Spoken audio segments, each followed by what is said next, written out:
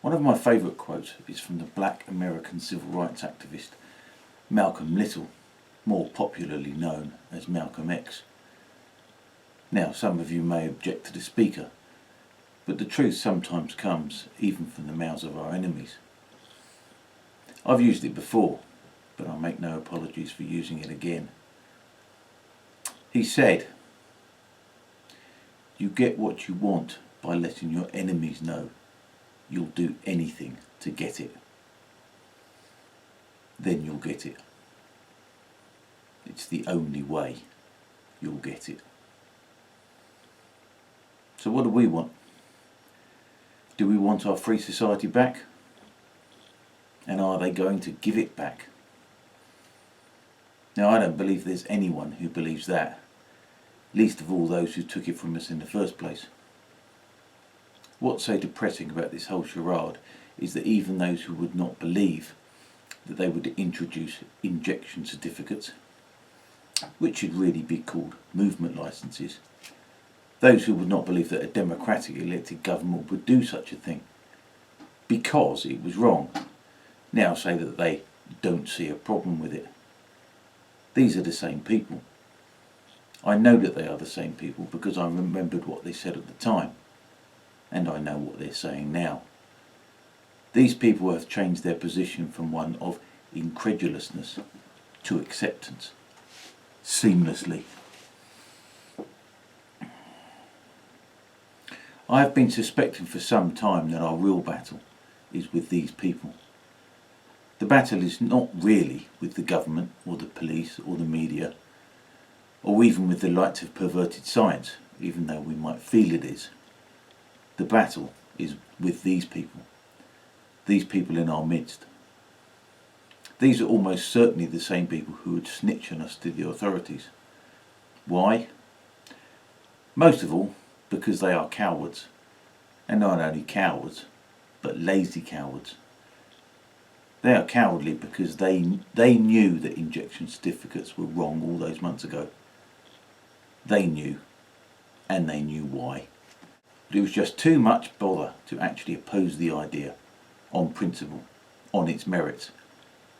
So they just said we were tin-foil hat wearing conspiracy theorists and that it would never happen. But like I say, they knew. They knew, just like we did, that the idea was being floated early to soften us up for when it did come. Can you recall anyone at all, that spoke out in favour of injection certificates when they were first mooted? I can't, because they weren't any. There weren't any all those months ago, because everyone knew it was the kind of thing that didn't happen in a free country. But what they also knew, just like we did, was that they were in the post. They knew they were coming, and they were also, again, just like us, probably somewhat afraid of that eventuality. But we were afraid that we would have to fight, possibly to the death or at least to the extinction of our liberty, to stop them. But that's not what they were afraid of. What they were afraid of was simply being on the wrong side of the line. They were afraid of having spoken out against injection certificates as a matter of principle, and then having to retract what they said. They were afraid of opposing them, and then, with their utter cowardice on show for all to see, having to quite nakedly change their minds in the face of government pressure. And so they sat on the fence. They made no principled arguments, but instead went after those who were quite reasonably alarmed by what was happening. "You're a nutter, mate, a conspiracy theorist." There are many good people on our side, forgiving people, who say that such talk is divisive, that I am falling into their hands, that I am doing our enemies' work by driving a wedge between people. We must have unity, they say. Must we? As far as I can see, unity means capitulating and taking the prick. After all, that's the kind of unity that is being pushed. The state's power appears invincible, but is instead illusory. There is one MP to about every 100,000 people. There are 130,000 police officers in the UK. With a population of 68 million, that means there is one policeman or policewoman to every 523 people. As so many of us have said time and time and time and time and time again, this stops when we say it stops. But of course a good chunk of those 523 appear to support everything this government is doing. At least the Minister for the rollout of vaccines, and perhaps the world's biggest liar, Nadim Zahawi's YouGov polls say they do. But even without such pristine and unbiased polling, it's clear that many do. These are the people who are keeping this going, with their acquiescence and with their compliance. Freedom dies not when it is imposed by force from above, since there are never enough enforcers, but when populations take what they see as the easy way out. Freedom dies in essence out of laziness, because to oppose mild measures, often couched as suggestions or best practice, doesn't actually require anything that we could reasonably call courage. It merely requires effort, and usually only a minimal amount. In fact, when these aims are mooted, all it really requires is a response. When your institution or your workplace states, "We want to encourage injection," the individual's response should be, "That's fine, so long as it stops at encouragement. Coercion is not acceptable." That mild but firm standing of one's own ground would have been enough to stop this. It would have been enough to stop this slide. It would have been enough to prevent us from getting into the position we now find ourselves in.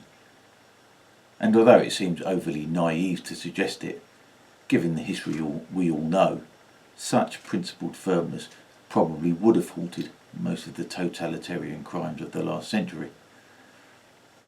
But they weren't halted. They weren't stopped at the point where they could easily have been stopped. They weren't stopped because people failed to withstand even the mildest consequence. Foregoing a promotion, making oneself unpopular at work, or even just the probably only temporary social exclusion. There was a famous psychological study, the name of which I forget, where a group of men were shown a collection of lines on a board and they were asked which line was the longest. One of the lines was quite obviously longer than the others, but the group was comprised entirely of men who were in on the scam and in cahoots with those running it. All of them, except one guy, the dupe. All of the other men declared quite confidently that one of the shorter lines was the longest. They all said the same thing, and even the dupe agreed with them, even though it was obviously and demonstrably the wrong answer. They then followed up with another experiment. The lines on the board were the same. Again, all the other men were complicit, and there was the same dupe. All of the men again declared that the shorter line was the longest, but this time one of this group, just one, went against the group and stated that the obviously longest line was in fact the longest. And guess what? The dupe, who had previously gone with the herd, instead went with the maverick in the main group. So what does this tell us? It tells us of the fear of standing out. It tells us that the fear, even of mild embarrassment or discomfort, is sufficient to enable people to say things they know to be false. That's pretty depressing, I suppose. But by contrast, the encouraging thing is that it only takes one single dissenting voice to collapse a narrative, and it only takes one voice to embolden others to speak out. That one voice is the key. It doesn't take much courage to be in a minority, but it takes much more to risk being the only one. But it also tells us that the narrative, which appears so impregnable to us, backed up as it is by government, sage, which probably really is the government, the media, the giants of the pharmaceutical industry and the leviathans of big tech, is in reality just a house of cards. A single puff could bring it down. But like I say, despite how it might feel, we're not in a battle with the authorities. The authorities may be the biggest criminals, but we're in a battle with our compliant, acquiescent neighbours. We're in a battle with those who, for whatever reason, will not defend our free society. And it's difficult to fight them. There's too many of them. But we do need to bring them on side. We need to persuade them of the value of a free society. We need to illustrate to them that coercing others may seem the sensible or even the moral thing to do at the moment. It will eventually lead all the way back to them. It needs to be made clear to them that there is no way of restricting others' freedoms without restricting their own. It also needs to be made clear to them that whilst it might be the most expedient and the most pragmatic thing to do in the short term, to bully and threaten and shame the dissident to take the injection, it is not, in fact, the moral thing to do. Everybody's crimes catch up with them, but those with a clear conscience will be rewarded in the end. And remember, victory for the jib-jab Nazis remains far from being assured. There will be a reckoning, and when it comes, there will be no defence of fuzzy memories or of following orders.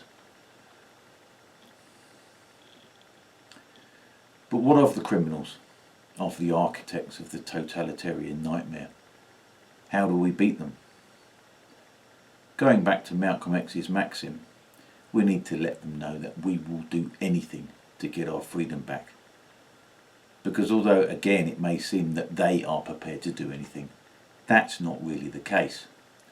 What they are prepared to do is to sit in the Palace of Westminster and issue diktats that the rest of us must follow, secure in the knowledge that they will face no consequences for what they do. But they're not prepared to do anything. What they're prepared to do is to make us risk everything in resisting them. And that's not the same thing. That's not the same thing at all. They're not prepared to risk life and limb. They're only prepared to make us risk life and limb, or at least to risk our liberty. They are prepared to goad us and provoke us into risking everything. They are prepared to make us risk our liberty, all of our liberty, by opposing their plans to offer us a small and ever decreasing amount of conditional liberty. They're not prepared to do anything. They're just prepared to do anything to us. By passing laws, or diktats that they should be more truthfully be called, that we must live by, they are not risking imprisonment, or at least they don't think they are, but they are making us risk imprisonment in defying them. They are not willing to fight us, since they have an army of 130,000 paedophile protectors to do that for them. But they are making us risk imprisonment, injury and death in fighting their stormtroopers. All they seem prepared to do is to risk their reputations as Democrats and as defenders of freedom. That seems to be something that they are prepared to do. But then again, once they are victorious, they will be able to memory hole anything that puts them in a bad light. So maybe they aren't even prepared to risk that. These people are cowards, and it is a cowardice that is beyond my capacity to describe. But it's not difficult to beat them, since they are such snivelling cowards. We can beat snivelling cowards, and we can beat people who are prepared to risk nothing, simply by being the kind of people who are prepared to risk everything. Say you're prepared to refuse the injection. You're prepared to express your opposition on Twitter. You're prepared to go on the odd protest march. You may even be prepared to go on every protest march. You may, like me, be prepared to spend countless hours writing and refining and honing your arguments and then broadcasting them over YouTube, BitChute, ODYSEE and the rest. You may even be prepared, again like me, to continue broadcasting to ever dwindling audiences. But if that's all you are prepared to do, we won't win, we'll lose. It's probably unlikely that you'll have to risk death, unless, according to some, you have already risked it by taking the injection. You probably won't be risking death, since as cold-hearted and fanatical as they are, deliberately killing dissidents will be considered not only too brutal, but also unnecessary. The modus operandi of the authorities is not to kill their opponents. There's too much bad press for that. It is merely to neutralise them by making them harmless and impotent. The police rarely engage in high-speed chases these days. They just radio ahead and get someone to lay a stinger or a tyre deflation device across the road. No, the aim of the authorities is to goad, incite and provoke us into a reaction that will see us in prison for decades. They think we won't do it, and most of the time they're right. But in order to secure our freedom, we must be prepared to risk it completely and for decades in order that we collectively don't lose any more of it. If we are not prepared to do that, that ever decreasing circle of freedom around us will get smaller and smaller and smaller until it is too small to stand on. They will have convinced you that it is not worth risking all of it on the promise that you will be able to retain at least some of it. But we all know that this just isn't true. We know that their promises are less than worthless. They swore until they were blue in the face that they wouldn't introduce injection certificates, categorically and unequivocally. And then they did. And they did it without breaking stride. And they did it safe in the knowledge that a lick-spittle compliant lapdog media would never call them out on it. In fact, so complicit is the media that it may never even be remembered that they said categorically and unequivocally that they wouldn't do it. So everyone is against us. The government, obviously, and those who control them, if you consider that to be the case. The police, again, obviously, since they are promised influence and power and the payment of their inflated pensions, and in the case of the French police, just like British members of Parliament, given an exemption from the requirement of the injection. The media, having been bought off with 300 million quid's worth of money effectively stolen from our children and our grandchildren, are also very, very obviously against us. It remains to be seen whether the judiciary are also against us, despite having ruled against the legitimacy of every single COVID fine. The judges have also stymied any and all attempts to bring the government to account for their crimes against the British people. The jury, as they say, is still out on the judiciary. But I wouldn't be holding my breath. Our real enemy, and it pains me to say it, is the rest of the British people. My compatriots, so utterly noble and incomparably valiant in past generations, have revealed themselves to be a people that are quite prepared to jettison centuries worth of liberty and principle, much of which was achieved in blood and real, genuine sacrifice. For a fortnight on the beach in Mallorca. But therein lies our opportunity. Our opportunity lies in their weakness. They are seemingly prepared to risk nothing, not even their annual holiday. But by our refusal to take the injection, we are signalling that that is the very least that we are prepared to sacrifice. If we can do that, if we can plant the seed that we are prepared to sacrifice that which is most valuable to them, then what else might we be prepared to do? What price are we prepared to pay to get what we want?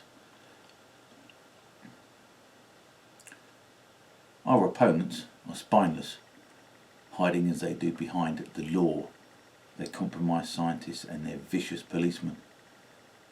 By contrast, if we can stand firm, we might even be able to show that in doing so, our freedoms are much more likely to be returned to us, undiminished and unconditional, by authorities that are rattled by their principled firmness, rather than being emboldened by craven obedience. Surely that's worth our aiming for, isn't it?